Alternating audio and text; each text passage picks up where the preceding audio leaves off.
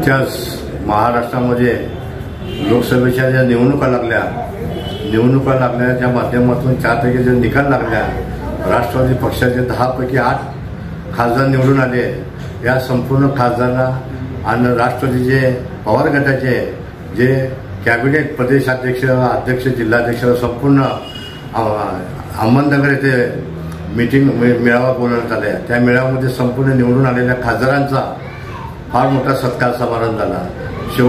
शेवटचं भाषण आदरणीय राष्ट्रीय अध्यक्ष आदरणीय शरद पवार साहेबांनी संपूर्ण आभार मानून त्यांनी ताबडतोब सर्व कार्यकर्त्यांना आदेश दिला की तुम्ही हे मेळावा झाल्यानंतर ताबडतोब आपापल्या मतदारसंघामध्ये जाऊन राष्ट्रवादीच्या पक्षाच्या माध्यमातून, महायुतीच्या माध्यमातून निवडणुकीला तयारीला लागा अशा प्रकारचा आदेश दिला।